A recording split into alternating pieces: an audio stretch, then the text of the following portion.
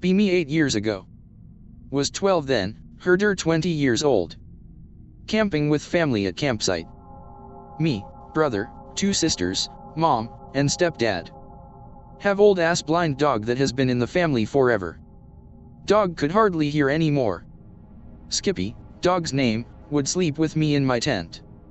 One night, in the summer, it's pitch black out. Skippy is going freaking gorilla mode outside tent. Barking, whining, etc. Wait for another family member to do something because I am lazy 12-year-old who wants to go back to sleep. No one does. Goddamned Skippy. Go outside tent to grab dog. She stops barking as soon as I am outside. She is looking straight into the woods while whining. Way off in woods see tall, and I mean tall, white figure standing next to tree. Huge ass trees in New Mexico mountains. Creature's legs are at least 9 feet long, torso twice as long, and its arms are damn near touching the top of the tree. Right then remember stupid native folklore stepdad was using to spook me while hiking yesterday. Stand there staring at it, and it eventually turns and lumbers into woods. Slowly go back into tent full Nopekin 5. To this day I wonder how my blind ass dog saw that motherfucker. Pic related, Skippy. I have more photos and stories from the same camping ground if anyone is reading and interested. Cool. Another time I was walking through trees with little brother. Come to big clearing with lots of knocked down trees. Hell yes. JPG Fort Wars time. Build some kick-ass forts out of trees. Stepdad helps us cut wood. Felt like a badass because I got to swing an axe and use a saw. Dead middle of summer in New Mexico. Freaking 8 million degrees outside, like, set your skin on fire hot. Don't care though cuz having fun. Brother and dad heading back to campsite. Dad says I can stay alone if I want. Yes please, fort so fun.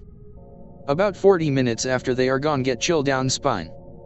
Thought I was going to pass out, temperature changes so quickly. Sit down in fort because sweat on my back is making me shiver. Look up across clearing. All white figure hunched over in tree line.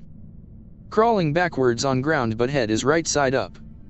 Like if you planted your feet on the ground and arched your back so your palms are touching the ground, except your head is right side up. Throat goes dry and legs start shaking. It starts running straight towards me. Remember being so cold I could hardly stand back up. Damn near paralyzed in fear, can't even comprehend how freaking scared I was. Eventually was able to run. I know the thing was behind me the whole time. The part that chills my bones to this day, the part that I shit you not I think about every night before I go to sleep, is the whole time it was chasing me it kept saying, Skippy, Skippy come here. The phrase I was yelling at Skippy is mentioned in previous story. When I came storming into camp my dad immediately stood up with his rifle and asked me what was wrong. Took a few minutes before I was calm enough to explain. He and my brother both believed me and recalled the dog's fit a few trips ago. Pic is me and Skippy. I think I actually have a picture of the clearing we were in if anyone wants to hear my other few stories I can recall.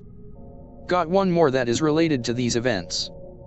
The rest are on different occasions but not as spooky. Be a year or so later. Back at same campsite because family loves camping and this site is badass. Sleeping in tent near same area as first encounter. L ain't afraid of no ghost. Just about to fall asleep when dad wakes me up. Hey bud, going to go drive into town to get medicine for your mom, she feels sick. You stay safe okay? K dad let me sleep PLS. Finally about to fall asleep again. My head is up against wall of tent and my ear is pressed against it so my head stays elevated. Something must have been laying on ground with its mouth next to my ear outside of tent. I kid you not I hear, Skippy come here. Literally the fastest a human being has ever gone from not sleeping to fully awake and in fight or flight mode. Morgan, brother's name, it's here again. He is awake and so is rest of family. Explain to mom past events and tell everyone what just happened. She tries to play mom and keep us calm but is visibly shaken. As soon as dad gets back my mom tells him what happened. Dad takes me outside and walks around tent with me. Gives me his pistol and explains that if I ever see it shoot it in the head. Feel better because hell yeah America. Never did hear or see that thing again.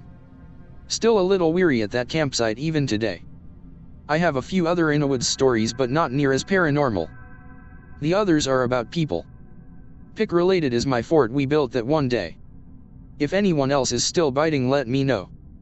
Never thought the deep-rooted scary creep I saw as a kid would inspire others to create LOL. Okay, got another. Be a few years after other stories. Dad wants to go fishing with me and girls.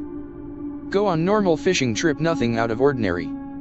On way back, cruising around midnight with windows down in truck. Going like 15 miles per hour on some old dirt road in the Jemez Mountains. Girls asleep in back, me and Dad up front making fart jokes. All of a sudden get weird vibe that something is following us. Dad must have sensed it too, but he was always a curious bastard, so he slows down. Know that if I say anything he will call me a wuss. Hear something walking near my window in tree lean. Trees were about 8 feet from car on either side. One of those "goddammit Dad please no" moments. Hear something out my window gurgle and growl at same time. I can hear creature's footsteps slowly trotting. Dad stops car and looks out my window. Clutching that pistol he gave me in my holster like it is the only thing keeping me in this world. Refuse to look out my window because so scared, only staring my dad in the face as he looks over my shoulder. It's really quiet. Realize the creature's footsteps had stopped. Hear it blow air out what I imagine is its nose. Dad smiles and so do I, thinking a horse scared us. Then, at the exact same time, realize a horse would not be a freaking mile above sea level in the goddamn mountains. Still staring at Dad, his face goes white and eyes get bigger. Whip my head to the right and the front end of this thing is sticking out of trees. What I can only describe as my heart stopping and blood freezing is how I felt. It had the head of a person, but no eyes, and its nose looked like a horse's snout. It was standing on 4 legs and looked like a person half between human and horse shape. I think it tried to speak but just gargled instead. Dad freaking stomps on the gas. I swear we did not stop doing 50 the whole way down the mountain. Don't even speak until back in Albuquerque. Dad's still weird about it to this day. Clever dad tricks like, maybe we were tired, or it was late and we both wigged each other out. Dad has never been like this. Few years ago we were both drunk and I brought it up. OMG, you drank at 19 with Dad? Yes. He says that he thinks it was a skinwalker. All of a sudden makes sense. We are in New Mexico where all those Indians were. Half horse, half human. Realization scared the crap out of me. Why the hell want the scary crap? Leave me alone, I just wanna camp, goddammit. Sometimes I wonder if I only go camping to keep seeing this shit out here. Got some more if you dudes are still around, feels good to type this crap out. Maybe a few before next story is up, I want to go get soda out of shed fridge. Goddammit, you guys got me all wigged out to walk across yard. Pick related, me on that fishing trip. I swear, I really want to make a short film of this now. If you got any more, keep me coming, man. Be nearing end of movie. Final showdown with 2 Spooky. I sat, heaving for breath against the tree. I thought to myself, this is it, it's gotten every last member of my family and now here I am, unable to run any farther. If it was a lack of willpower at giving myself up to the inevitable or that my legs had simply given up on me, I don't know. I can hear it now, mocking me, calling out to me the only way it has known how. Skippy, come here. It slowly creeps into sight over the edge of the last hill I was able to climb, those eyes peering deep and black yet shimmering in the moonlight from over my shoulder. If only I hadn't used the last bullet to put my sister, torn halfway to death, out of her misery. Maybe if I practiced enough with this damn thing they'd still be alive. By now it's close enough for me to differentiate the smell even through my dirt and blood-caked broken nose. God, that smell will be the last thing in my memory. I try to shuffle myself into a more dignified position to meet my maker. Under my legs, previously numb, I feel something under the layer of my torn jeans. I feel in my pocket, there's a hole. Closer now, less than 10 yards away, my mind clicks. Slow motion, I realized a bullet fell through my pocket, and through some unknown power of luck had stayed under a fold in the fabric. I ripped my hands down my pants faster than the first time I discovered Jenna Jameson. There it was, one last round of Federal 115 grain 9mm JHP. By this time it must have known. I slipped it into the magazine just as it began its final charge. I've never racked that slide faster in my entire life. The words of my father rang in my head, that day he handed this to me. Shoot it in the head, I spoke to myself. You got it, motherfucker. I woke up to a forest ranger looming over me. It seems I'm being carried by him and an EMT on a stretcher. Just before they load me into the ambulance parked on the road I was only 20 feet downhill from, I hear something off in the distance. It's my dog, Skippy, barking as if to beckon me. Tears well and they drive away as I remember burying my loyal friend years ago. Roll credits. Here's a story from when I was a kid, not that scary, but it at least gave me some creeps as a kid. Be me, 4 or 5 years old. Grow up on the countryside. Maybe 5 or 6 houses in the area, a small town 3 to 4 kilometers away. Out playing with my wooden sword in a field near my house. See something/someone moving around in a ditch. Being a naive kid, I walk up to him/it. He's big and covered with black fur, he looks kinda like Sully from Monsters Inc. But this was way before the movie came out. Try to talk to him but he just growls at me. He reaches out and takes my sword from me. Then he bolts and runs away along the ditch. Crying like a bitch.jpg. Later that night. Sitting at dinner table with Dad. He asks me what I've done today. I tell him that I made a new friend. Well, isn't that fun? What's his name? I don't know, he didn't tell me. Fast forward a couple of days. Keep seeing him almost everywhere I go, as long as it's close to a ditch. He never walks anywhere but in ditches. Muster up courage to ask him what his name is. He tells me that I can call him Dintan. He tells me that he hates children and that he doesn't want to talk to me. I don't remember much of this, but my dad told me about how I always talked about Dintan with him. According to 4 to 6-year-old me, he was mean and angry all the time. I was scared of him but also felt sorry for him. And he has told me about the stories that I told him back then when I was a little kid. Be at daycare. 5-ish years old. All the kids ask each other if they believe in Santa, the Tooth Fairy, Jesus, etc. Tell them that I don't believe in any of them. But I believe in Dintan, I had said. I started telling the other kids about Dintan. Some of them start to cry. The kindergarten lady calls my parents to tell them that I intentionally scare the other children. Be almost 6. Walk with best friends to the kiosk in town. They're 2 and 3 years older than me. We buy 1 ice cream each and some candy. Then we walk home. They decide to stay in town at a friend's house. I don't know him, so I decide to walk home alone. Eventually I pass a small playground next to where I live. See Dintan in a ditch by the side of the road. He jumps out and throws my ice cream on the ground and laughs. Cue the waterworks.gif. I ask why he did it. He told me that he likes to make children cry. He then took the ice cream stick from the ice cream and said that it was his keepsake. Be 6 or 7. Tell my mom that we must start putting coffee beans on the front stairs. He asks me why. I say that Dintan loves coffee and that he has told me that he often sneaks into our kitchen when everyone is asleep to eat our coffee beans. Mom and Dad are obviously concerned and start locking the front door. They say that I can't talk to Dintan anymore and that I should ignore him if I saw him again. Fast forward maybe 3 months. Driving to the city to visit my uncle. I point to an old stone bridge and exclaim, "Mom! That's Dintan's house." My mom thought that it would be fun if we explored the bridge since none of us had been there before. Walked down the small road to the bridge and then we walked under the bridge. There I found 20+ ice cream sticks. My mom was a little superstitious and wanted us to return to the car as quick as possible. Okay, final part, could write more but this is what I had pre-typed. When I was 7 my family moved to Portugal for 7 months. Forget entirely about Dintan and never talk about him to anyone. We had planned on living there for 1+ years, but my grandma was diagnosed with cancer, so we moved back.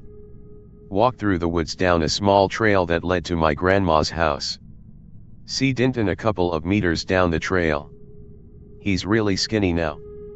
He looks like tut-tut covered with fur, like a stray dog. Tell him that if he's going to be mean he can go away. He looks sad, then angry, and then he just goes away.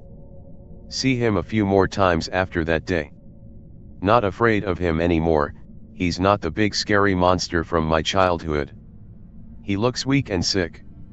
Dintan told me that since our house had stood empty, he hadn't eaten for 7 months. He also told me that he'd missed me. Told him to go away. I was busy being sad for my grandmother. Never saw him again after that day. I'll always regret it. Even if I hated him, I think I was his only friend.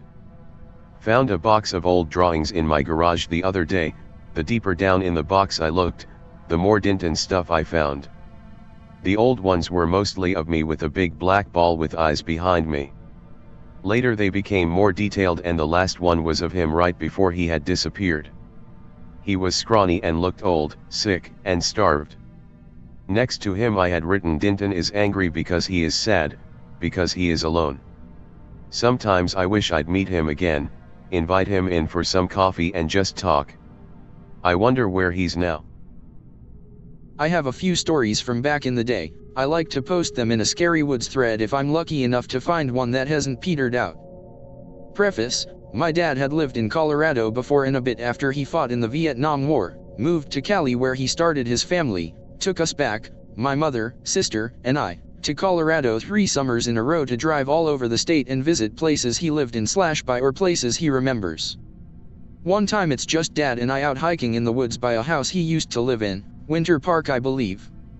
It's a fairly warm day, not a cloud in the sky, we're just blundering our way through some thick underbrush and foliage, having a fine old time bonding and admiring nature. Dad gets ahead of me, cutting a path through for the small me, and gets a bit out of sight. Suddenly we pop out of this thick forest into a round clearing. We're still in the tree line. Literally you take one step and you're out of the woods and in this patch of short grass, perfectly circular. In the circle is a patch of fog, thick, soupy, and just hanging out on the ground, not touching the trees or moving outside of the ring. Come to our senses and realize we can't hear any sort of wildlife. The sun seems darker here and the temperature seems to be dropping. My dad takes one step into the ring, making sure I was keeping back. Looks like he's been struck by lightning. He turns around to look at me. He looks absolutely petrified. This is a man that has seen untold things in the course of a war and has refused to ever share what he may have done or experienced during that time. He looks like he's about to keel over from pure terror. He sprints away from the ring, picks me up and lofts me over his shoulder. I'm facing the clearing. I don't see a thing. He runs the entire way back to the truck. Secures me in the car, double checks behind him in the direction we just came from. We tear out of there like hell on wheels. He refuses to ever talk about it. Have a few more too. This tale involved the whole family. It was while we were in the middle part of the state and traversing some back roads. We were on dirt roads for most of the day. We'd start at sunrise and keep going till the early afternoon. We had pressed on later than usual that day. Was getting to be twilight. We're out in the open fields, tall grass nearly up to my face, so probably 4 foot something or other. We see a few wooden shacks here and there, no one living out there as far as we can tell. The shacks begin to look burnt, some still smoldering, and we can see smoke from fires burning higher up in the hills out past the road we're on. Dad pulls over at the closest smoldering foundation to make sure no one's hurt. Instructs us to stay in truck, tells me to drive away if anyone comes to the car that isn't him. Take advice with a grain of salt. My dad is survivor man and ultra cautious, seems pretty typical of him. He's gone for maybe a half an hour. I'm playing lookout, trying to see past the tall grass to where my dad got off to. He comes back, walking briskly, has his Bowie knife out of its sheath, same wild look in his eyes as at the clearing. This occurred a few days after that incident. Says nothing, gets in the car. When asked by us, he says nothing that shouldn't have been lost was destroyed. All of us what? Refuses to explain or talk further about it. We leave and never take that road again. A newish one I actually just remembered after talking with my dad on the phone about our trips to Colorado. I remember being particularly taken with one lake in Gunnison County called Lake Morrow. It's this huge deep, and to me at the time mystical, lake sunk into a basin surrounded by trees. I had spotted it during a drive and begged my dad to take us camping there or at least a hike down to the lake so we could swim in it. We were in a cafe while we were discussing the weather conditions and what we'd have to bring to stay out there a few nights. An older gentleman of mixed race, perhaps Indian, but definitely a resident of the county overhears us and comes to our table.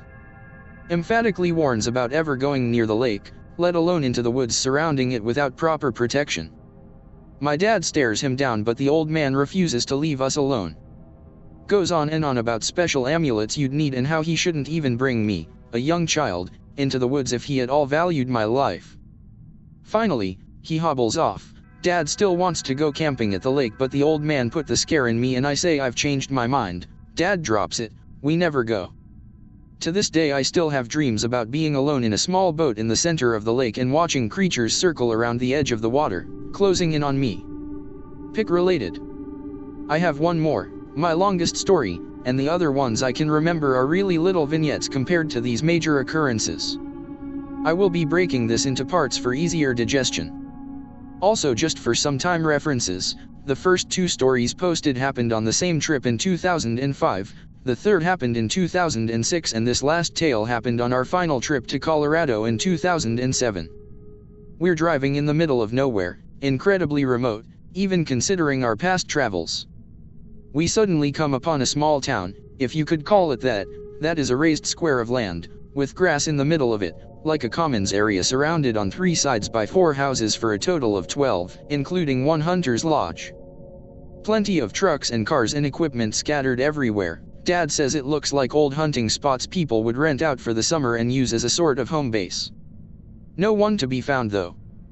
The town is called Bonanza, which makes my mom want to get out and look at it. Everyone out of the car, my sister, father, and mom all go towards the grassy square. I spy a billboard type sign off to the side with writing. Begin reading. There's mine shafts sunk all around the edge of this town and was once a busy mining town and big in silver trading. It doesn't say why but apparently, due to the mining and underground activity, radioactive/poisonous material begins leaking into the water table. People die en masse from poisoning. People at first think it's witchcraft. Once they figure it out, they hightail it right out there. No one's bothered to re-establish the town since. Get this weird feeling, hair stands up straight. I look up just as this feeling starts to overpower me. I see my family stepping onto the grassy area.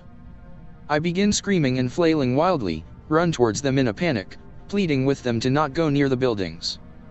My sister gets super scared, freezes in her tracks. Dad walks over, pissed, looking like he's going to hit me. Stops when he gets close enough to see my face and what I imagine is unimaginable fear in my eyes. Gathers up the family without a word, nods to me, herds us into the car. We begin driving away. I look back from the car at the lodge building, the only 2-story building, that had one of those weird triangle roofs and a window set in the middle of it facing the direction we were headed. I see the curtains covering the windows shift and a hand put itself through the open window. It beckons. We as a family agree to not speak of it to anyone outside of us. After that, my dad decided he didn't want to relive the memories he associated with Colorado anymore, though if you ask me, the things that happened those 3 summers might have been a big factor in that decision. We ended up summering in Washington a few times afterwards, which definitely raised red flags in regard to Colorado. My sister gets super scared, freezes in her tracks. Dad walks over, pissed, looking like he's going to hit me. Stops when he gets close enough to see my face and what I imagine is unimaginable fear in my eyes. Gathers up the family without a word, nods to me, herds us into the car. We begin driving away. I look back from the car at the lodge building, the only 2-story building, that had one of those weird triangle roofs and a window set in the middle of it facing the direction we were headed. I see the curtains covering the windows shift and a hand put itself through the open window. It beckons. We as a family agree to not speak of it to anyone outside of us. After that, my dad decided he didn't want to relive the memories he associated with Colorado anymore, though if you ask me, the things that happened those 3 summers might have been a big factor in that decision.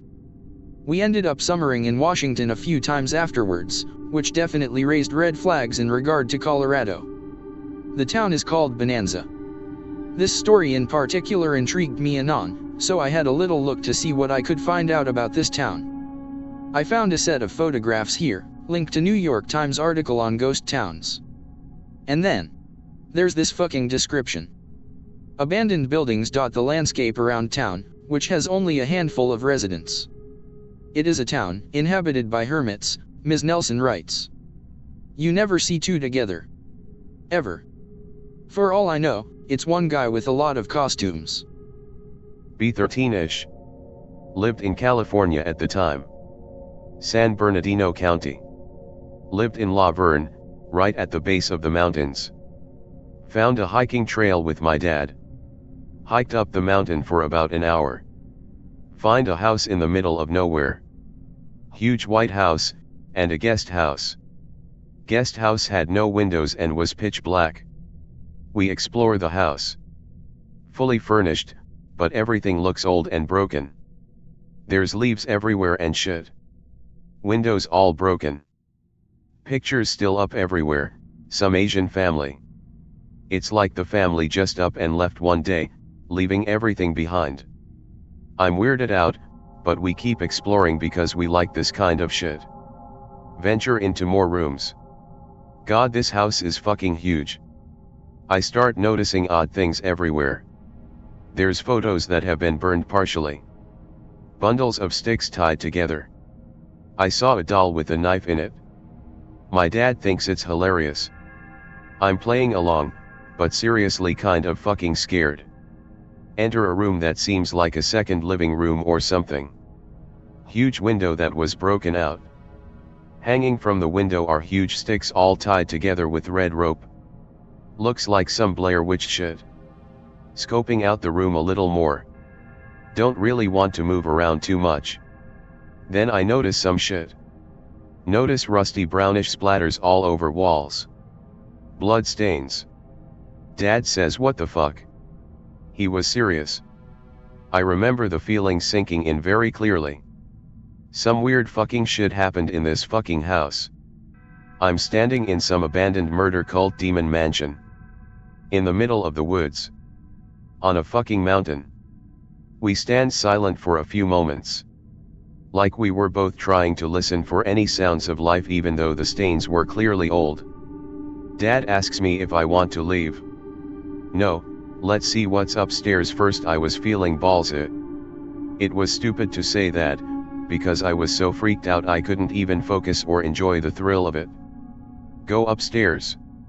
Same shit everywhere. Pictures. Piles of stuff that looked like it was set on fire. Such as books, shoes, and toys and shit. More bundles of sticks tied together. Random rusty splatter stains on the walls and carpet. Obviously blood, some of it still looked red instead of brown. But again, you could still tell it was old. Get to one of the last rooms. Looked like the master bedroom. It's covered in sticks. The bed looked like it was torched. Curtains were black. Most of the carpet looks like it was covered in blood. It was pretty sick and very overwhelming. We didn't even step in the room. There was another doorway that looked like it led to a bathroom. And an open door leading to a walk-in closet, I think. Closet was pitch black. We were looking into the room, about to turn around to a different room. The loudest crack noise I've ever heard. Coming from the dark closet. Fuck that. We fucking dip like bats from the hottest pit of hell. I've never felt such overwhelming fear. Run through the woods back to where we came from. Running for what seemed like 15 minutes. Nothing is following us. We catch our breath, but don't say anything until we get to the car. When we get to the steepest part of the mountain, I trip on a rock and fracture my arm. Something very odd and shocking happened to me. I don't get on this board a lot. I usually lurk on /in, /k, /out, /his, and /r9k, but I can't post this on any of those, I was thinking of posting on /in or /out but thought they would direct me here regardless. To summarize, I saw something spectacular that has terrified me and my pals since it happened. The memory has been carved into my brain for the most part, so everything should be accurate. Though I might be paraphrasing our dialogue a little bit. Not enough to change any of what actually happened though. This occurred about a month ago, so I guess I'll just get right into it. Be me. 25-year-old army vet living in the boonies of wooded south-central Kentucky. Enough forests and woods to spend a whole life walking through. Be turning 26 soon, so in a good mood. Decide to go on a camping trip with some friends on a spur-of-the-moment decision. Call my guys together, 3 other dudes, we'll call them Samuel, Dylan, and Christo. We had a place that we always go camping to, probably not after this. For reference, it's definitely in the Barron County jurisdiction. Get supplies ready, 4 coolers, 2 small tents, a lot of beer and snacks, and 3 blunts. Christo gets in his truck, picks up the other guys and comes to my place to pick up me and the supplies. Hell yeah. PNG. Put supplies in back with Dylan and sit in the truck. In between Christo making a joke or doing something stupid, we're always quiet while focusing on something. So truck rides, setting up camp, or just working in general always has an awkward silence for us. We're some loud fuckers too. Drive out to the middle of nowhere and walk up the very long, crude trail us and some other guys made way back when we were seniors in high school. Finally arrive at our spot after probably an hour of walking. After a while, our tents are up and everything else is ready. Christo grabs the 4 coolers, and we all sit on some logs around what will be our firewood when night comes. It's only 4:30 p.m. right now. Grab some beers and start cracking around. Just general fuckery. So Anon, what are you gonna do for your big 26? Says Samuel. Before I get the chance to say anything, Christo pops off, ask Veronica, my GF, she's the one who's deciding. Really funny, oh my sides. JPG. For some reason my friends call me pussy whipped and it's a running joke with them. Came my sarcastic laughing and the rest of them cracking up. Something you should know about Christo. He's a Mexican but a full-blown American-loving Trump-supporting rebel boy. He's a complete Chad, and though he's the biggest party animal you've ever seen, he's a very hard worker. He's 250 and well over 6 feet of pure muscle and jackassery. Christo's almost never serious, but when he is, don't take it lightly. Back to it? Shut up and give me another beer. He obliges. Now hold on a minute, Samuel goes as he pulls out one of the big beautiful blunts. Don't drink any more, why don't we spark up? I thought we were saving those for tonight, I reply. Hell, we'd still have 2 left, he says. I look to Christo and Dylan and they don't have an issue with it. Alright, I guess I put my beer down and Samuel lights it up. Samuel is a little guy. No more than 5 feet 4 inches and 130 pounds, but he's a hell of a heavyweight. Me and Christo hardly ever smoke and this would be Dylan's first time. Samuel lights it up and of course hits it first, and second, and third. After like 4 times, Christo takes it from him and hands it to Dylan. Dylan's a bit hesitant. In between Samuel's laughing he says, come on Dylan, don't be pussy, hit it. Your first time's the best. Dylan, you don't have to hit it if you don't want to, Christo says. Nah, I got this. Dylan hits it, then the fucker hits him. Dylan's an average height guy but around 300 pounds and very quiet in public, but a complete jockster in private, falls over from laughing so hard. Me and Christo keck about it. Samuel's red-faced on the fucking ground. Dylan, the poor bastard, gets up and hits it again. Immediately on the floor again. Christo's in tears now and I'm clenching my sides. I think Samuel's are in orbit. Eventual hands it off to me. I hit it twice and cough a little. Give it to Christo and he takes it better than I did. After passing it around for a bit, it's just a roach, so Samuel supermaned it and we sat around and chilled out. Check my phone and it's already 6:20 Told my friends and they were as shocked as I was. It had only felt like minutes since we had gotten everything set up at 4:30. Decide to rip into the other 2 blunts. Once we're done with them, get back to chilling out. Christo says he has to piss and walks over to the trees. Guys, Christo says with a weary voice. We look into his general. Guys, he exclaims. We rush over to him to see what's up. The bastard flings around with his dick out and pisses on us. The bastard pissed on us. As a joke, this beaner literally pissed on us. We were pissed on and we were pissed. We tackle him to the ground and wrestled him. It was nothing malicious though. He was laughing the whole time and kept calling himself R. Kelly. We get back over to the campsite and light a fire as it's beginning to get dark. Me, Dylan, and Samuel take our piss-covered shirts off and throw them at Christo. He, being the Einstein that he is, throws them in the fire. Dylan annoyingly states, Christo, you fucking idiot, now the whole place is gonna smell like piss. Here Christo says as he takes off his shirt and throws it into the fire. We all laughed at how dumb Christo was. After fucking around a bit more, once we sober up, we get tired. It was definitely after 11 p.m. once we decided to go into the tents to sleep. Samuel and Christo call one tent, so I'm stuck in the other one with Dylan. Surprisingly enough, it gets hot in a small tent with a fat guy like Dylan. Decide to take my sleeping bag and lay beside one of the logs around our campfire.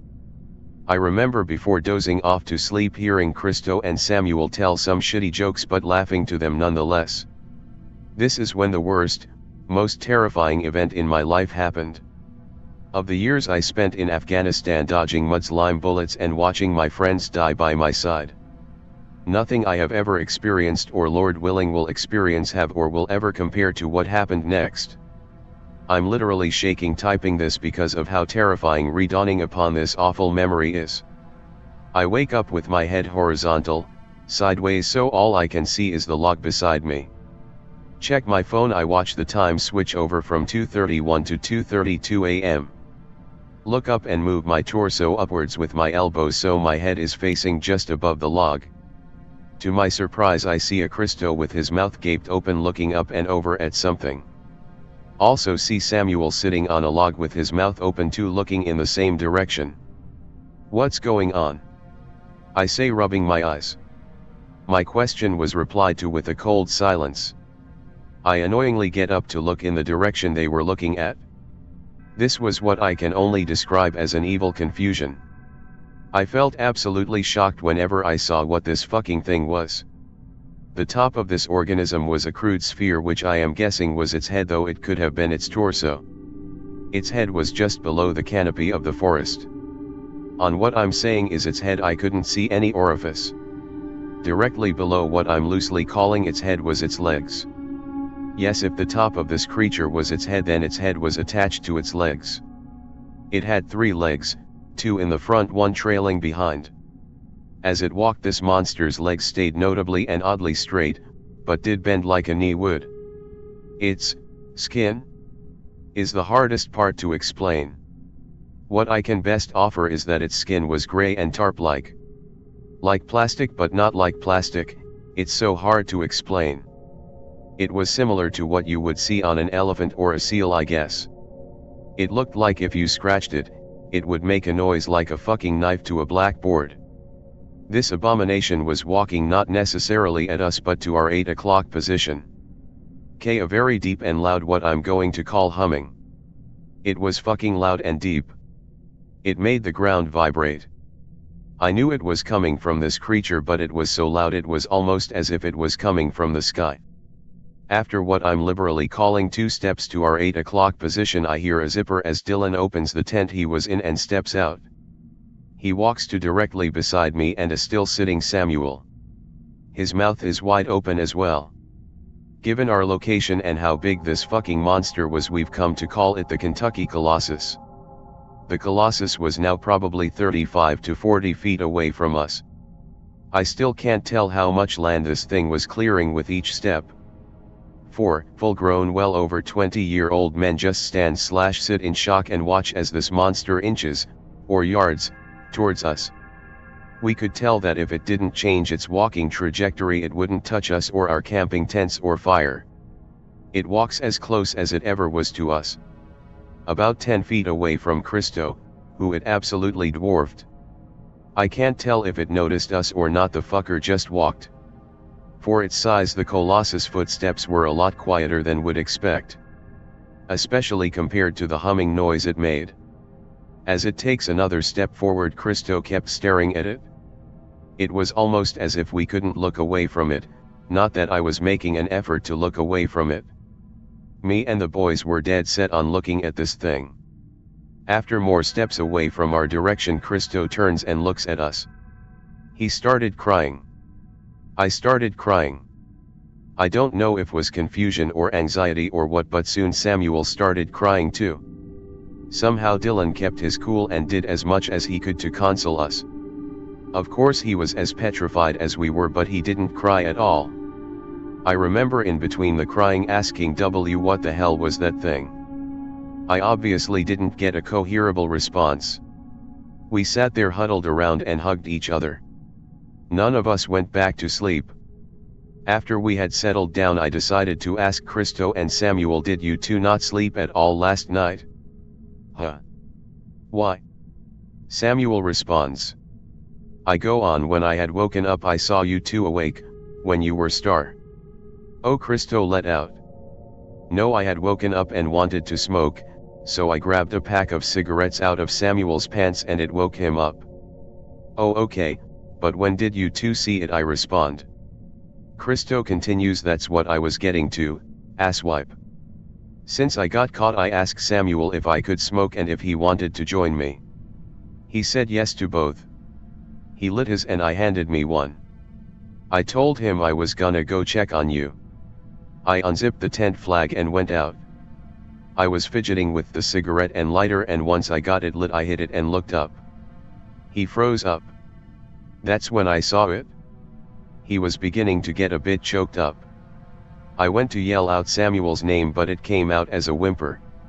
Regardless, he heard me and asked what. He looks over at Samuel. Samuel says I asked what about 2 more times before I went out of the tent to see Christo standing still, looking off into the distance. I looked up at him and started walking forward. I had my eyes focused on his head and asked what he wanted. By the time I was beside him I looked away in the direction that his head was. Far off in the distance I saw it. How far? asked Dylan. Probably several hundred feet, Samuel replied. I collapsed and hit my ass on the log. He paused for a moment. I went to get you but I couldn't. It was the most petrifying thing I had ever felt. It wasn't like I was paralyzed, I was just choosing not to move. It was weird. Christo put his hand on Samuel's shoulder and continues for him. You woke up eventually, and then once that humming started Dylan woke up. We mostly sat around huddled in silence, constantly looking over our shoulder. We hadn't really spoke too much about it itself while we were huddled with each other by the camp. It was mainly just pep talking like we gonna fucking make it through the night, or something like if it comes back we're not freezing up. We're gonna grab a flashlight and run down the trail. At around late 4 early 5 the sun began to rise. It was the most beautiful thing we had ever seen. We unassembled the 2 small tents and grabbed the coolers and set off down the trail. A little bit of chit-chat down the trail but mostly silent. For some reason while we were walking down the trail we were afraid once we reached the beginning Christo's truck wouldn't be there. Eventually we get there and lo and behold Christo's truck is there. We throw everything into the truck bed, including Dylan, and set off down the road.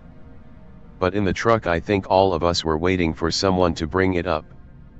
Finally, after about 15 minutes into the ride, Dylan poked his head in through the rear window and said, so we all definitely saw the same thing, right? We were silent for a second, but Christo said, y'all saw a giant gray 3-legged creature? Samuel and I said yes. We all heard that loud deep humming noise it made? I asked. The other 3 said yes. I began to ask, should we tell Ennio dash? No, Christo said in a very matter-of-fact manner. That'd be a good way to get us all locked up in a nut house. Dylan agreed with him and Samuel remained silent. After more silence, Christo continued, we don't tell anyone. No other friends. No family. No girls or hook ups. This stays between us. Christo looked at us. We have to be clear on this, okay guys? We agreed. For the car ride and a bit after, Christo acted really odd. When we got to a gas station, Christo went in to fill up his truck. When he got back out, another Mexican walked up to him and complained about the Confederate flag he had on his truck bed. I didn't know we had white supremacists. You know they hate people like you and me, so why are you waving their flag? Usually Christo would have clowned on him or pushed him and tell him to fuck off. Christo just dead stared at the guy and said go. It was really creepy. He got back in his truck and drove us all to my house. All of us stayed at my place over the weekend and played video or just fucked around. It got brought up a few more times, but the whole time we were at my house there was a really awkward vibe. Every time I think of the Kolossus it gives me cold chills. I wanted to ask around to friends and co-workers, but I'm going to stay loyal to that oath we took. From what I know, none of the others guys have brought it up to anyone else. So I'm taking it here. Have any of you here ever seen or heard anything of what I'm talking about? I look up all the details but I get nothing. Any like local folklore or just stories that sounds anything like what I witnessed? Or if you've seen what I'm talking about, please tell me your experience or even a friend's experience. Any other forums or places you all could report me to? I'll answer any questions, we just need to find this shit out. Dad is from Virginia. Visit his family every summer, drive the Blue Ridge Parkway, see bears, cool shit. Grandmother has little riverside cottage in WV. She's so old she can barely tie her own shoes anymore, so we're in the process of buying it from her because she really has no need for it anymore. Anyways, the other summer my parents wanted to fix the place up some. We're staying there for a month. No internet, barely any phone service. Other cottages within 100 yards but only sometimes occupied, so pretty isolated usually. Bored as shit all the time, so start exploring. About a mile from the cottage I start walking up this hill. Get to the top and all the underbrush clears out. Hilltop mostly flat, about half the size of a football field. Absolutely fucking covered in moss, feels like walking on a pillow. Oddly definite division between moss at hilltop and regular ground, dirt, leaves, shrubbery, etc., like a damn near straight line. Only thing in moss field was one huge oak and a few large stumps. Walking around field, about to leave when I hear this weird hooting call from somewhere nearby. Another hoot from a different place, followed by two more coming from a third place. Begin to get a little spooked. There are a few more hoots, one or two from new places. Decide to leave, take my 4-inch buck knife out of my pocket and open it just in case.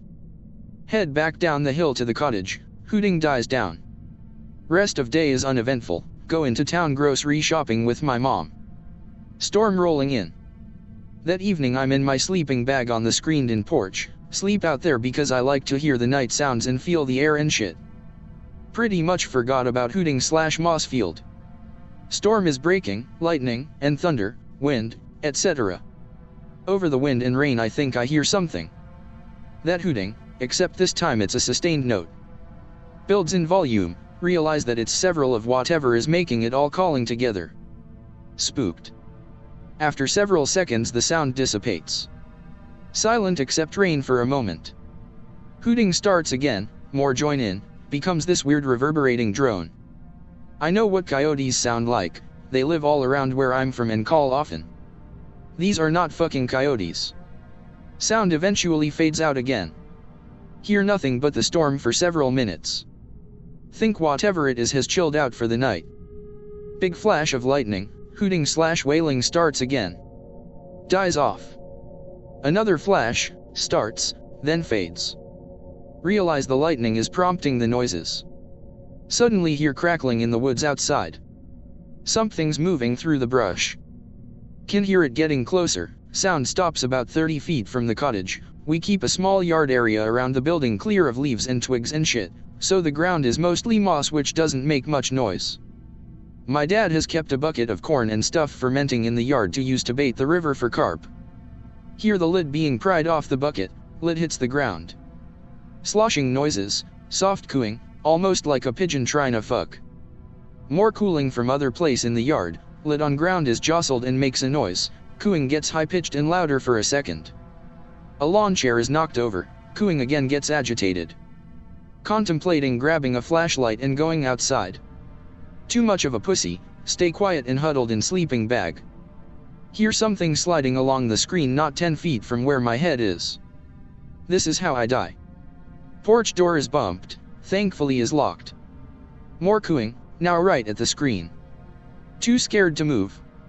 Scratching at screen, bucket lid is knocked again and hear high-pitched cooing from that direction. Cooing/scratching at screen moves away. All the noises seem to be going away. Praise Jesus. Lightning flashes. Suddenly the hooting starts, only this time it's not all far away. Couldn't have been more than 20 feet into the underbrush. After noise subsides, hear some more movement in the woods. Loud branch snapping, short screech. After that mostly quiet except for distant hooting with the lightning. After a few hours of laying quietly in my sleeping bag listening to them, the storm subsides and they stop calling. Finally able to fall asleep. Next morning, chair is knocked over, bucket of carp bait spilled everywhere. Oh mate, bird feeder missing. Didn't hear anything messing with it but it's just gone. Wanna go check out moss field but too scared. It occurred to me that the only way for moss to grow out here was for someone to constantly maintain an open space, keeping all the other forest refuse from building up on top of it. Not even a stray twig on top of that hill. Something's keeping it clear. Decided that whatever was up there I didn't wanna fuck with it. Never go back. Can still sometimes hear hooting during thunderstorms, but never seen/heard anything close to the cottage again. Go on living my life, avoiding disturbing weird-ass forest creatures. Get GF, get dick sucked, life is good, those little Appalachian fuckwads can have their moss field for all I care. Pics related, all of the river the cottage was on. If you ever visit Slovenia and ask the locals about the Triglav mountain there, some of them will tell how folklore says that inhuman creatures live in caverns there. Then you may tempted to explore more, and even go to see the mountain itself, looking for any cavern entrances. Perhaps you will find one and enter it.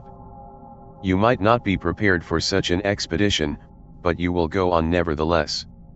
The cave may go on for a long while and you may reach what seems to be massive pool of water. Perhaps you will step into, and perhaps you will be swept away by a sudden and unnatural current. You will no doubt panic at this point as you are pulled into subterranean waters. Your breath will run out and the world will go black. And then you will feel soft, webbed hands gripping your body. Perhaps you will open your eyes in shock and witness a mass of long, white snake-like bodies around you. You might even see their webbed hand and feet, and maybe even their reptilian faces with massive monotonous silver eyes and purple external gills that extend like fans from their necks. You will no doubt wish to escape by now, or perhaps you'll disbelieve this. Sooner or later your consciousness will once again fade. And then you will wake up, but you are no longer in the nightmarish realm. You will shrug it off as a hallucination, a bout of madness, a dream. But you can't forget it. Ordinary things will seem to take new meanings. Especially symbolic things. Crosses, deers, mountains, seashells are among these things. When you see one you will have to tell yourself to stop staring, stop listening to hidden messages mere images can whisper. You will notice you can predict some of the coming events. First they will be incomprehensible prophetic dreams. Then you can see flashes of what's to come in broad daylight. Finally you will learn how to control these abilities. You can become rich, powerful, and famous this way, and you will know there are people who have used these abilities to do so. But every time you peek to future you will also feel the ever-strengthening call of the caves. You will feel the hands on your body again. The symbols will become more and more of an obsession. Unless you know when to stop, this will consume you and you will do everything you can to return to the cave. I don't know what happens then. Perhaps you'll join those creatures there. But I know I have been there, and I've had my baptism under Triglav. I have seen things to come. I have found myself obsessively drawing black cross after black cross, mountain after mountain, Greek letter after Greek letter into my notebook. I have found new meanings in works made by people who have had their baptism. And I'm afraid I have used my powers too much, as the call of the cave starts to be unbearable for me. Looks like it worked, lol. Feel free to ask any questions as this will take some time to type the full story. It was summer in 1998 and my dad and two brothers decided with dad's friend and his two kids, Montana residents, my family is Canadian, to go this campground near Casper, Wyoming for a fishing trip. We all traveled together in a van all night and arrived at the site late at night. I'm the oldest in my family and the same age as the oldest son of my dad's friend, so we decided to HAE our own little dome tent while everyone else stayed in this large family tent. We made camp beside a river and went to bed. No disturbances. How can I describe the campsite? I remember it looked like the surface of the moon. No trees, only rocks and desert-like. A really shitty place for a 14-year-old to camp. The site was chosen by my dad's friend, avid outdoorsman and hunter, due to supposed great fishing. The next day, we decided to explore. All the kids headed off to see the river and play around. While hiking we came to this large rock outcrop. The base was stained black in large blotches the size of dinner plates and we found animal bones on the ground. Kinda cool, but not anything us young kids thought of as weird. The day was spent in general kid fashion and as night came, we had a nice meal and sat around fire. We began hearing weird noises, almost like a baby crying. Soft and distant. All the kids were freaked out, but my dad's friend assured us it was a bobcat and very far away. Don't know anything about this and would appreciate anyone knowledgeable in this to confirm. Either way, he had a rifle in the truck and a pistol 38 with snake shot, believe he called it, for ammo, so we decided to file it under not an issue and went to bed. Me and my friend were in our own tent playing cards when we heard some movement outside. This was about an hour and a half after everyone went to bed, so we slowly zipped the fly down a little and looked outside. My father's friend was walking the perimeter with his gun drawn, almost searching for something. We kept quiet while we watched him pace around with a concerned look on his face. Before he went to the main tent, he retrieved his rifle from the truck and loaded it, taking it with him to the big tent. We never heard anything else and passed out for the night. The next day we asked my friend's dad why he was outside last night with his gun drawn. He told us not to worry and that he had just thought he heard something in the camp. That was fishing-y for us, but I could tell he was still a little weird about it. I should say the Ha is not crazy man, he is actually very intelligent engineer with no paranormal thoughts. We believe he was just worried about a legitimate dangerous animal causing damage or being a danger to the camp. That day we did have some weird occurrences. 1. We discovered several dead rodents on the rock with the black stains. We think the other stains were older kills, blood marks. Very weird and have no idea how they got there. 2. We discovered tracks in the sand around the camp. They almost circled the camp 25 m around us, well within where darkness would have been. My dad's friend said they resembled coyote but larger. The amount of tracks indicated more than one. Don't know if coyotes are in Wyoming, but assume they are. 3. Our cooler in the truck bed was opened and food rummaged. This pointed to coons as they could climb and could manipulate the cooler easily. Did not explain the tracks though, as they were definitely not coon prints. After the discovery of the tracks indicating a rather large animal, we decided we would move camp the next day. The fishing had dropped off as well, so it was decided it would be our last night here. Everyone was a little freaked out about getting eaten by a wolf or whatever. We ate pretty much in silence and I could tell my father and his friend were now concerned for the kids. We moved our little pup tent closer to the big one and brought our pellet gun to bed, fruitless I know, for protection. The kids all went to bed and my dad and friend remained up talking around the campfire.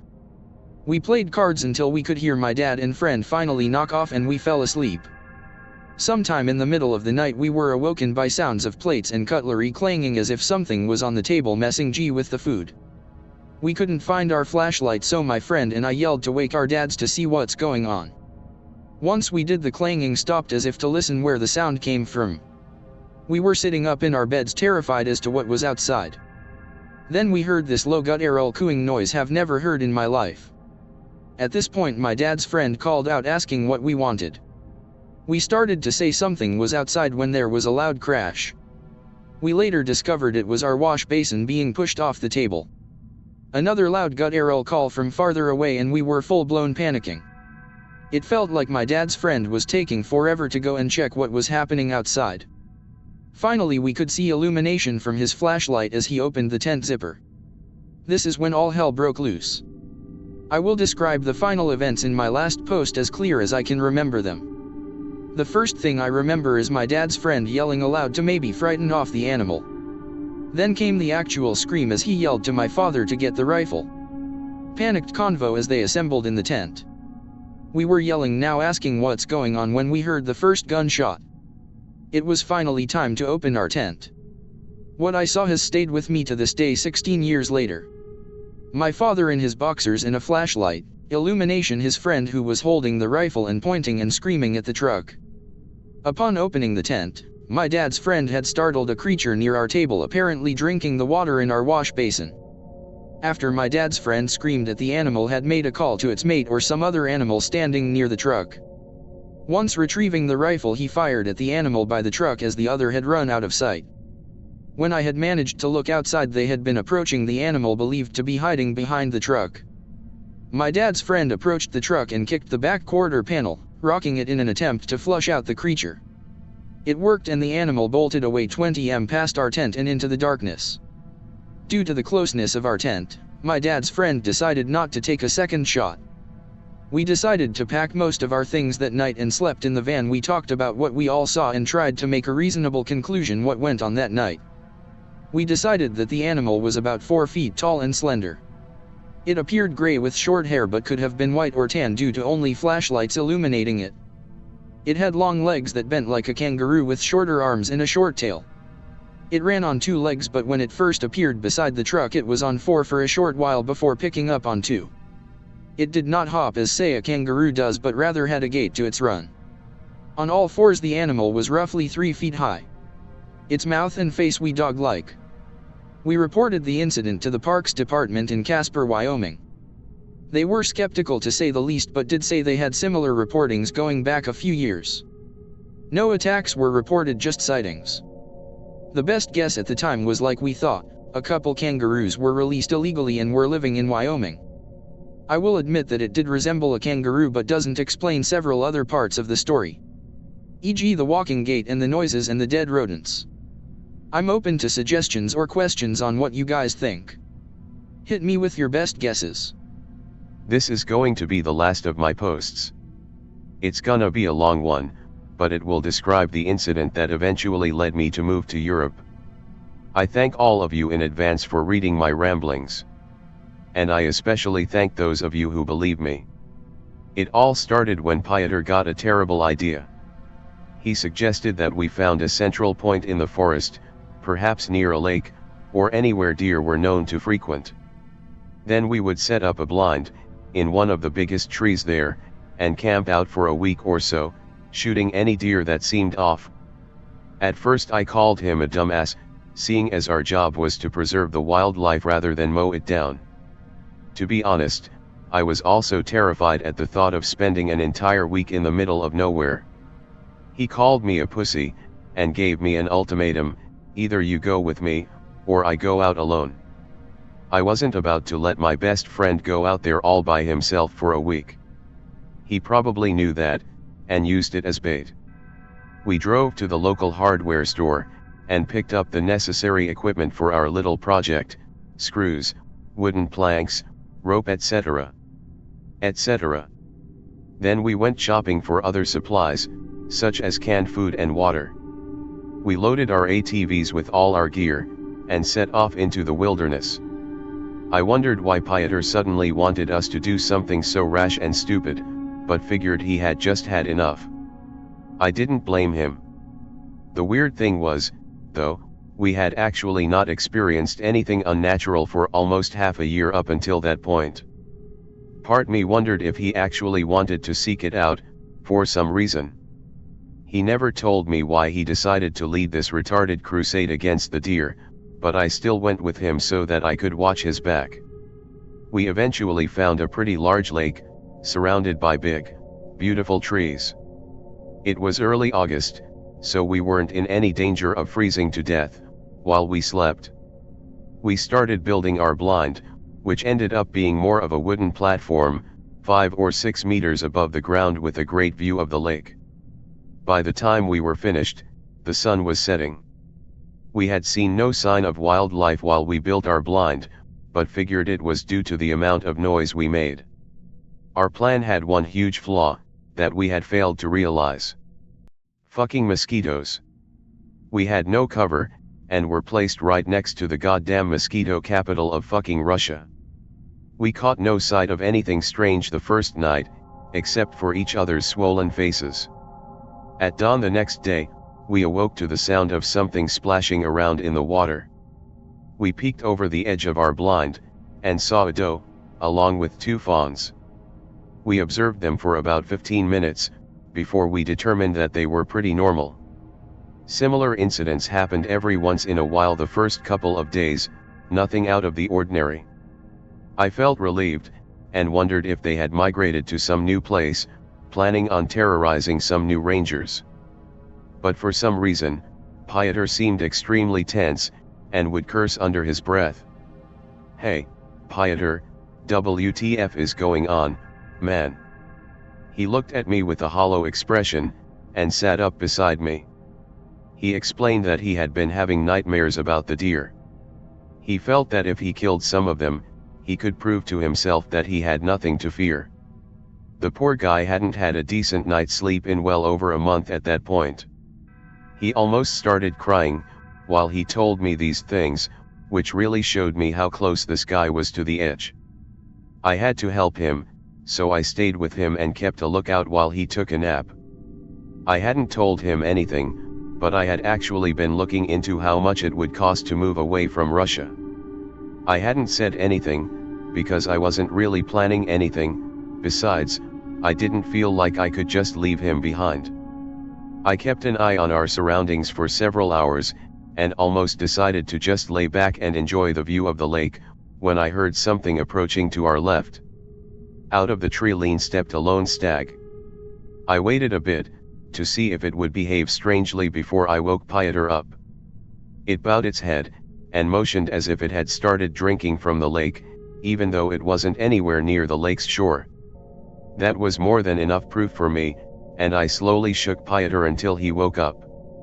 He instantly crawled over to the edge, and looked at the deer, grinning with some sort of sadistic satisfaction. He aimed at it with his rifle, and fired. A direct hit, straight to chest. He let out a sigh of relief and started laughing. We heard the sound of several animals walking around within the tree line, but never saw one of them. It almost seemed like that lone stag had been bait, to see how we would react. This only fueled Pietr's paranoia.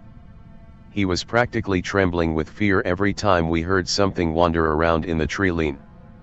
Sometimes a deer would appear on the far side of the lake, but no matter how many times Pietr and I shot at it, we never hit it. At night, our main source of light was a lantern, that ran on petroleum. Part of me always suspected that it was a horrible idea, to use that in a blind made of dry wood. The 5th night into our crusade, shit hit the fan. We kept spotting the eyes of several animals, but every time we looked through our scopes there was nothing. It felt like they were toying with us. Pietr started firing shots into the air, trying to deter the creepy fuckers from whatever they were doing. But of course it didn't work. I picked up the lantern, and raised it higher, in order to illuminate the ground better. When I stand up, I get lightheaded, and fall over. I drop the lantern, which in turn starts a goddamn inferno. We abandon everything, and just descent down our rope. My rifle was up there, along with most of my favorite gear. As we stood there, in the night, the blazing blind illuminated a lot more than the lantern had. I still shudder at the thought. The largest flock of deer I had ever seen were standing in the tree line. All of their eyes were lit up from the flames, giving them a hellish appearance. Pietr is practically hyperventilating at this point, and makes a dash towards our ATVs. We hit the ignition, and get the fuck out of there. We never looked back, to see if they followed or anything the entire ride back. We just kept driving, and letting out cries of adrenaline mixed with actual terror. When we got back, Pietr just went home without saying a word.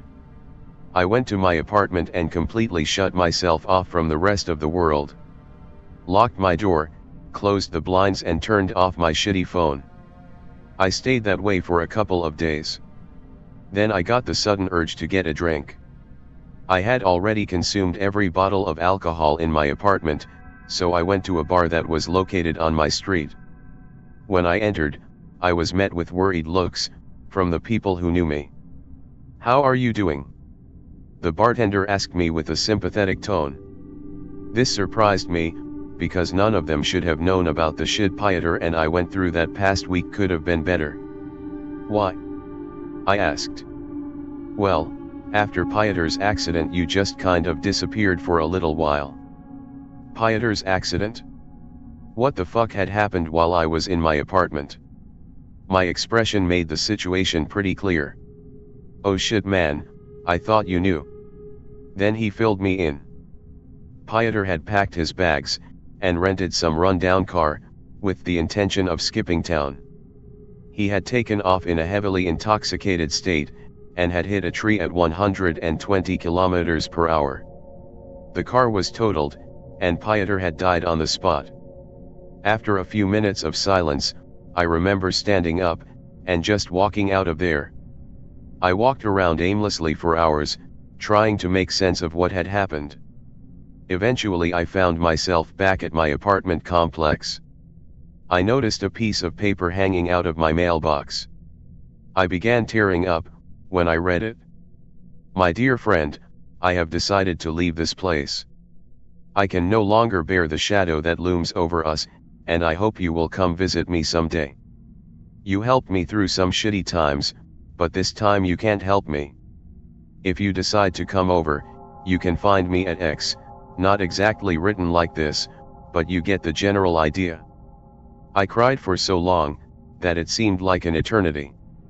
Still tear up, as I'm typing this. After about a month or so, I decided to move out of Russia and get a fresh start. I know I can never escape my past, or the nightmares that keep resurfacing, but I can put great distance between then and now. I still miss that crazy bastard every day, and will never forget what an amazing friend he was. I now live safely in the heart of a big city, far away from any forest. I sometimes go on drives through some of the more scenic woods, but it still feels so fake. European forests don't have the same raw feeling as the Russian forests. I sometimes miss my old home. I just wish there wasn't an abundance of terrifying animals roaming the woods. I haven't experienced anything unnatural since I moved, and I have finally learned to sleep properly at night. I regularly speak to a psychiatrist about some of my experiences, and feel more in control of my fears now. Well, that's my story. Believe it, if you will, either way it is very real to me. And next time you get the chance, please raise a glass to Pietr. Honor his memory, and the man he was. I've got something fresh. You guys should appreciate this. Years ago, when I was 16, in high school. Live in not quite a city, more like an old town that expanded more than it could really support. Decent amount of run-down and abandoned buildings. Get into a kind of urban exploration kick, sneaking into places and checking them out. Occasionally engage in minor looting, sometimes you find neat stuff. Managed to talk a few friends into coming with me sometimes, but only 3 are relevant for this story. One was an old buddy of mine who I'll be calling Bill, and another was a girl I had a minor crush on who I'll call Susan. The last one is the most important. He told us his name was Eli, and there's probably not much point in censoring anything for him. Bill, Susan, and I all went to the same school, but I met Eli while I was checking out some old restaurant. Spooked the hell out of me because I had just snuck in through a window and he speaks up from right fucking behind me. He thought it was funny as hell. We get to talking, I tell him about my hobby and ask if he's doing something similar. Yeah, more or less. I like to keep an eye out for unusual things. Or things that don't belong. Okay. Seems kinda weird, but he's friendly, and I'm running around scavenging junk in a half-wrecked diner or whatever so I can't talk. We chat for a bit. Turns out Eli doesn't go to my school, which explains why I've never seen him around before. He listens more than he talks, and doesn't volunteer much info about himself, but I don't want to pry too much and he seems alright. We clamber back out. I startle a cat that was sitting by the window. Eli pets it before it runs off. Part on good terms. A week or so later, I'm hanging out with Bill, showing him this old 3-story apartment building or motel or something. Planning the expedition like we're getting away with the heist of the century. Suddenly. Still exploring? Jesus fuck Eli from behind me again. Bill actually jumps and I laugh at him like I hadn't nearly soiled myself. Introduce the two, they seem to hit it off well enough. Ask Eli if he wants to come with us to explore the place Friday night. He just kinda looks at me for a second, then tilts his head and stares at the building. Good 10 seconds of silence. Yeah. Might be a good idea. Neat. Friday night rolls around. I managed to talk Susan into coming with us, so it's me, Bill and her. And Eli, when he finally shows up. I'm watching this time, you bastard. Not again. He casually strolls down the street in plain view with his hands in his pockets. He's grinning at me, he knows I was expecting another jump scare. Whatever, I introduce him to Susan, we're all friends now, let's rock. So it's about 7 p.m, still got some light out, we're standing outside the place. Building is kind of dilapidated and boarded up but shouldn't be too dangerous to wander around in and we've all got flashlights. Also apparently a nesting ground for stray cats because I can see 3 of them sitting in what was probably an old flower bed or something and another just darted under the front steps. The front's still locked up, but there's a side door that doesn't properly close anymore. It looks like it used to be boarded up, but that had rotted off. I may have helped it along. So we enter the building. This was a bad idea. The place is mostly normal. Old, dirty, has that slight moldy decrepit wreck smell all abandoned places tend to have. We wander around the ground floor a bit, nothing really interesting, it's mostly just a lobby. Figure we might find something more interesting on the 2nd or 3rd floors, that's where the rooms are. The 3 of us are joking around, but Elle's pretty quiet. Whenever we go into a room he'd just kinda stare into it from the doorway then pace around the walls. Whatever works for him, I guess. The rooms are all empty though, guess they cleared the place out pretty good when they left it. Only thing we saw was a few more cats darting down the halls. We look around for maybe 30 minutes before deciding to call it quits. Not a bad time, but I'm a little disappointed we didn't find someone's old luggage full of plus-size ballerina outfits or something. So we head down the stairs. And keep going down the stairs. Conversation peters off. Why are there so many steps here? Did we get turned around and go down the wrong stairwell somehow? Maybe we're coming out at the basement. Starting to smell kinda funky, probably some nasty mold down there. But there's the door, so let's see where it goes. Elle hasn't said anything for the last 10 minutes. Turns out to be another hallway of rooms. The 4 of us are standing by the stairwell looking down the hall. Kinda confused, subterranean apartments are kind of an odd choice. We decide to go back up and find the right stairs again. Elle is at the base of stairs, looking up. I ask him what's up and look where he's looking. Something is standing at the top of the alcove.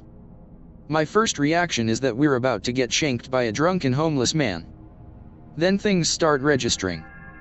It's big, but kind of squashed and wide, like if a person was stretched out from the sides, and its legs are even more disproportionately short and stumpy. What I thought was a really grimy coat is actually long, tangled, really ratty looking hair or fur covering its body.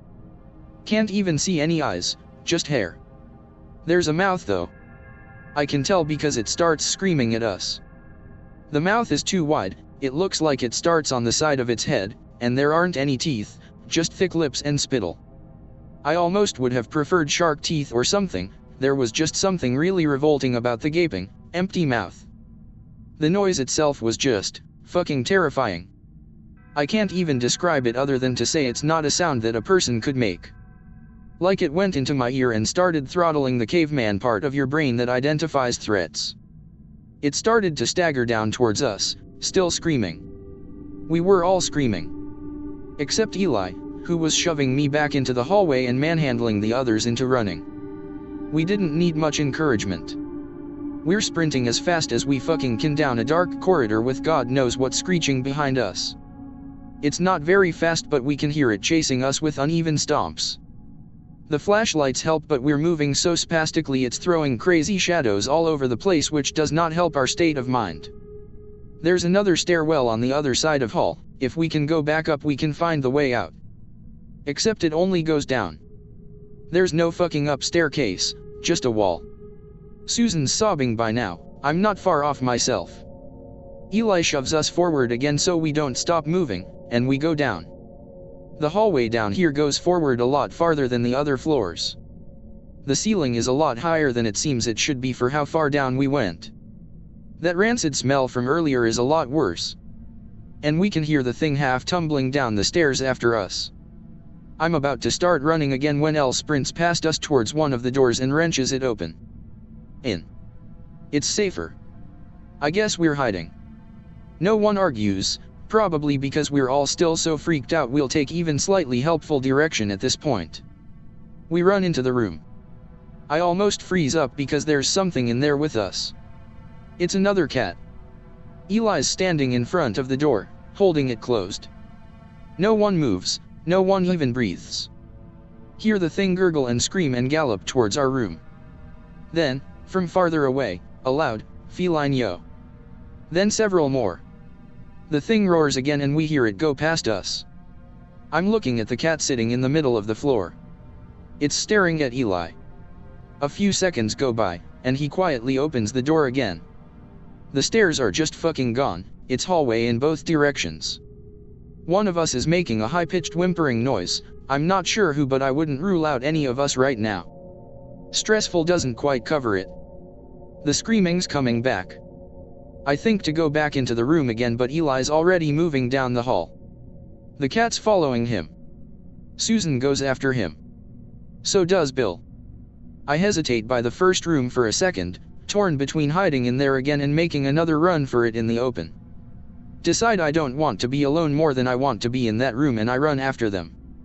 I nearly freak the fuck out when something brushes my leg. It's another cat, running beside me. Not hurting me, just ignore it. Eli's ushering Susan and Bill into another room ahead of me. I see them hesitate for a second before entering.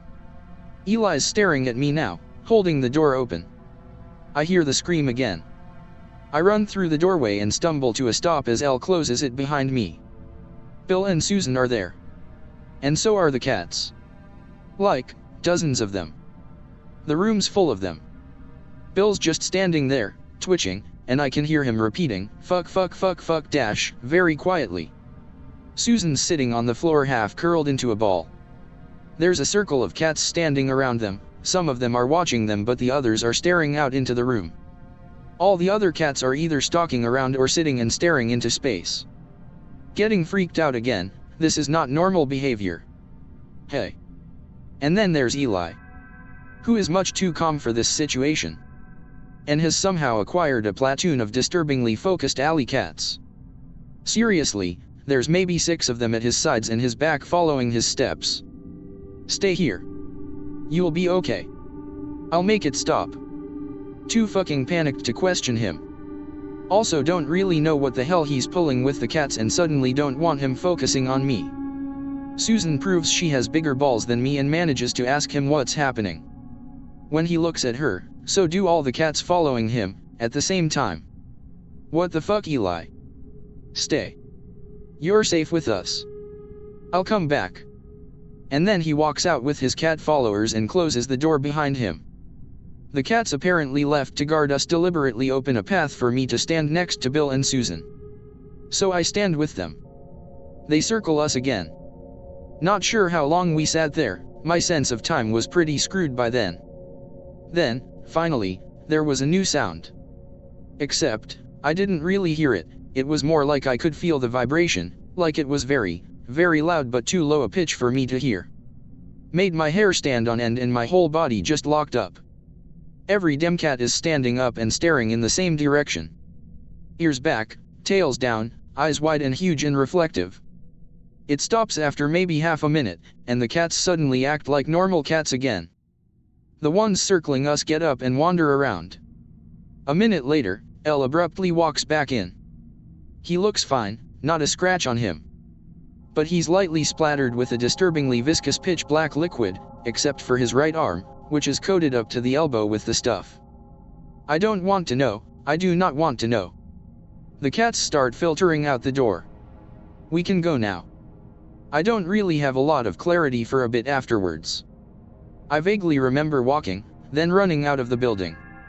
Everything was normal again, the exit was easy to find. Bill booked it the second he was outside, no looking back. A couple cats followed him though. Susan and I stood outside with Eli for a few minutes. She tried asking him what happened again, but he just shrugged and said not to worry, he took care of it. If I wasn't still so terrified I'd have been pissed at not getting an actual answer. We all went home, Eli walked back some of the way with me, Susan got another entourage of cats. We didn't talk about anything else, and when I could see my house I felt Eli pat me on the shoulder from behind. He was just gone when I turned around. When Susan and I talked about it a few days later, she swore he'd walked home with her and that I had walked off with a cat party. Shit, skipped a bit. Meant to go right before. Needless to say, the urban exploration fucking stopped.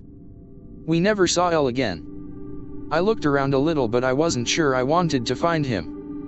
Susan did, though. Holy shit, did she want to find him. Pretty sure she put up missing person posters at some point. Okay, now I'm done. Pretty sure she put up missing person posters at some point, no luck though. Torpedoed any chance I had with her, Eli was all she talked about. Bill refused to discuss it at all. Didn't even want to talk to me or Susan much, think he was trying to put as much distance between him and that night as possible. He picked up a drug habit a couple months afterwards, and from what little I got him to talk to me about it he'd apparently retroactively decided that night was just a hallucination from bad weed or whatever. Despite him never having touched the stuff until well after everything went down, and all three of us having the same experience when I'd never taken drugs in my life, and Susan definitely hadn't. Self-delusion's a hell of a thing. Back in the present. Moved the hell out of that town. So did Bill. Susan's still there, we still talk semi-regularly. She works at an animal shelter. She owns 3 cats. I don't have any room to judge. When I was looking to move out to my own apartment, the first thing I asked the landlords was their policy on pets. I bought a cat the first day I moved in. Bill actually left the state entirely. Still won't acknowledge weird anything happened back then. We still don't talk much these days, but once when I spoke to him on the phone he admitted that he keeps cats as well. 6 of them. So to sum everything up, I was attacked by Eldritch Hobo Bigfoot, then rescued and cock-blocked by a magical Catboy. Thanks, Eli. You son of a bitch. The shit story of my hunt for ancient Germanic spirit. Featuring my bad English. Be me. Living in a small village on the border of Germany and the Netherlands. Testing my new night vision cam for school project. Wolves are turning back to the Netherlands trough Germany. It's been all over the fucking news. Found a nice tree in the woods near a hill called the Tankenberg. Looking for a money shot. Install my sweet new cam, hook the baby up to a nice tree. Come back next day to look at pictures. Nothing but birds and small deer. Just spend fucking 400 euros to spy on birds. Feels bad.jpg. Repeat this for a week or 2. More birds, deer, and some hugs too. Send all pictures to a friend/project partner from school for further review. Next day. Got home from a family dinner at some Spanish restaurant. Turn on PC. 3 emails from friend. 2 of them are about some rare birds. In the last mail he urges me to look at some picture I took a week ago. Open op folder. Open pic and see what appears to be a feral ghoul from Fallout 4 riding a hog. Holy fuck.jpg. Almost tear of my fucking balls as I was scratch them at the moment. Lose my shit a bit. I call friend. Don't know what to do. Go to police? No, what are they gonna do, look for a Dr. Seuss character riding a pig? Don't think so. Next day. At school. Talk to friend about pic. Too afraid to show pic to anyone. They might think I lost my mind or something. Ask him, did you show the pic to anyone, Anon? Anon, yeah man, my parents and my uncle. Anon, they think it's pretty funny. Weekend. Go back home. Show pic to my mother. She says it's a weird picture like the ones on the Discovery Channel. Says grandpa used to tell stories about a man riding a hog. That's really specific.jpg. Next day. Go to see Gramps. He pours me a drink as always. Koren brandywage norgin as you guys in Trump to Pia call it. My family is fueling my alcoholism. Gonna die before I turn 30 for sure. Ask him about a guy riding a hog. At first he is clueless about what I am talking about. He remembers and smiles. He told me about a spirit called Derk met den beer, Derk with a hog. Says he is a protector of these woods and something about a old farmer being cursed for shooting a rifle at God on cursed nacht, Christmas Eve. He goes to the bookshelf to get an older leathery looking book with gold ornaments. I don't know how to describe it in English. Over Eve sells Sage and Boke was the title on the cover. A book with stories about local legends like dwarfs, water monsters, and witches. Under the chapter Wild Jacked, Wild Hunt, I found multiple stories about Derk met den beer. Some about the cursed farmer, and one about him being a god from like pagan times. Some real Viking shit. I say to my grandpa, that's a weird name for a god, Derk. He smiles. That's not his real name, Anon. You can't speak his real name, it will bring bad luck. What's he called? I said. Voldemort, I said, smiling. Even just seeing the Wild Hunt is a bad omen. My grandma hears my grandpa talking about the spirit. She looks at us and says, wasn't he called Fro or Frege or something? In one fluent motion my grandpa jumps out of his chair and begins to raise his voice. You don't speak his name. What did I tell just now? Oh fuck.jpg. Didn't know my grandpa was this superstitious. After he calms down I showed him the picture I took of the thing in the woods. My grandpa is silent. He even has the spear. He mumbles after a minute. What? I take a closer look and you can almost make out a spear behind the figure. He misses a war horn, said grandpa. A horn? I said. He turns the page of the book and on it a real nice looking picture of a Germanic looking dude riding a hog. He is blowing a horn. What does the horn do? I ask. Get some vague answer, something along the lines of, it helps him hunt. Couple of days later. Back home I do some research on Derk/Fro. Turns out he was like an old Germanic god. Almost every Germanic country has its own name for him. In the Netherlands and Germany they call him Fro or Frey. And in the Scandinavian countries they called him Freyr. God of fertility.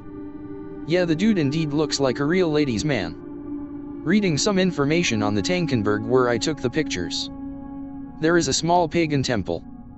Temple for some goddess named Tomfina. A temple for human sacrifice possibly. Go to the temple just for the heck of it. Not much to see, just a small reconstruction of an temple and a nice view of the forest. Encounter some locals that live near the temple. Ask them about Tomfina. They proudly tell about the goddess of harvest and nature. I ask the man about Derk. He told me that every Christmas Eve they round up all their shit and bring it inside their home. Because if you don't have your stuff together at midnight, Derk will come and wreck your shit. Maybe even you. I ask, are there people who have seen Fro? The man looks at me like I fucked his wife. Never say that name, he said. I laugh and said, what will he do, steal your broom? The guy said again, never say that name. He walks off. Weirdest interaction I ever had. A week passes and some dude on local news says that he had seen a man on a hog. That's it must be. Try to contact the man but no response. Next day. Got his address. Ride to his house. Nobody home. Return home, this looks like a dead end. 3 days later turns out the guy committed self-end. Shit is getting too real now. That's what you get for looking funny at someone I guess. Decide to go to police and show them our man fro.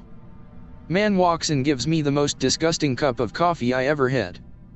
They take some more info from me like the location and date the pic was taken. Return home. Can't sleep thinking of our boy fro. 4 in the morning loud knocking on our door. Some fucking goons from the government or police I don't know. They seize all my fucking equipment, my camera and the new camera I just bought specially for Derk. My phone and my laptop. Some thirsty looking guy with thin comb over asks if I have more pictures on that hard drive. And they take it anyway. There was some porn on there as well. I know. Just the regular stuff, don't worry. Luckily I back up all pics on my Google Drive. Hackerman.gif. Grandpa passed away. Grandma said he wasn't doing so well lately. I begin to get paranoid, think it's because of the Derk thing. Think the government is hiding something. Bought some new cameras. Currently hanging in the forest around Tankenberg. Struggling with my study, will become a dropout soon.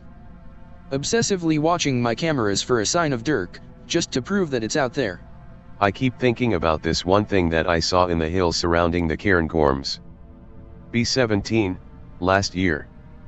Living pretty much between where it goes from typical Aberdeenshire fields and villages to nothing but highland hills as far as the eye can see, also about 20 miles from Ben Macdui.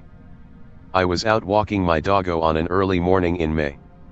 My parents were still asleep cause it was like 5 a.m. I decide to go up a nearby hill that takes about 3 to 4 hours to get to the top and back to the village. I do this walk sometimes when I feel up for it. Everything felt super normal, just out taking the doggo for a walk, kinda normal. We get about a quarter of the way up and I let my dog Oscar run to this lil pond about 30 meters ahead so he could get a drink. While I'm walking to the pond I see Oscar stood still looking over the water where there's a bunch of trees at the other side, and making this little soft book barking noise like he noticed someone but wasn't sure about whether to go after it cause he knows I'm gonna tell him off. I just think he saw a person so I put his leash on in case he does decide to go after whoever he saw. About a couple minutes go by and I let him off his leash again. He's running round, picking up sticks and just being hyper so I play with him for a little bit. I start to notice instantly a very distinct lack of birds tweeting around the area and feeling like something definitely wasn't right with Oscar. I kneel down to pet him and he just looks at me like he's scared of me touching him. I pick up a lil pine cone and throw it ahead of him on the track we're walking and he just sits there looking sad. I try walking up to him again. He just shoots off making a high-pitched whining noise, and nearly tripping up like he was terrified of me for some reason. I shout his name and tell him to come back but he went in the direction where he saw whatever he saw at the pond. I had completely lost sight of sound of where he could have gone for about 5 minutes so I started to panic and was shouting his name as loud as I could. I stop for a sec and try to see if I can hear him rustling around somewhere but absolutely nothing. Actually there was no sound of anything, still, no birds, no wind, no people in sight, no signal on my phone. I start to freak out and kinda tear up as I'm like for fuck's sake. The silence was almost deafening. Every time I thought I'd heard Oscar I'd stop and listen, but nothing. I got back to the track after about 10 minutes, still calling his name and tearing up, and this is when I heard growling/barking sounds coming from in the woods. I run toward where it's coming from and I see Oscar further up the hill from where I just was. But he was running after something. I thought it was still just a person he was running after till I shouted his name as loud as I could, and, instantly stopping as soon as I saw what it was he was chasing. What I saw looked like Pick, but was a little smaller/skinnier and black, walking on twos like a person. I started feeling absolute dread and panic as I was running toward Oscar as fast as I could to get him, shouting his name and telling him to come to me. Oscar just FKN turns round and runs back to me with his tongue hanging out like it's a regular Tuesday. I was just glad he was alright.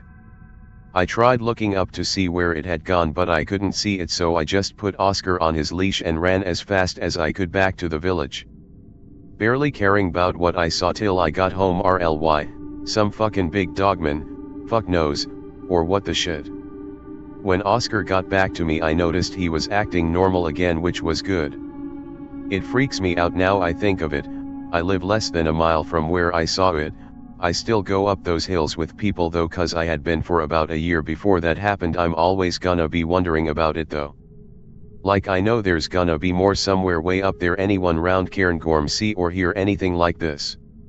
I only saw the back of it and it was headed up the hill and going sorta left, which was a pretty dense part of the woods. The hill track goes up for a long time and round and down the hill, but I was off track cause I know my way around this hill a bit. It seemed like it wasn't really bothered by me shouting or Oscar barking, it was just going where it was going and I was more focused on getting Oscar and bolting down the hill, but just seeing something like this isn't a regular occurrence around here.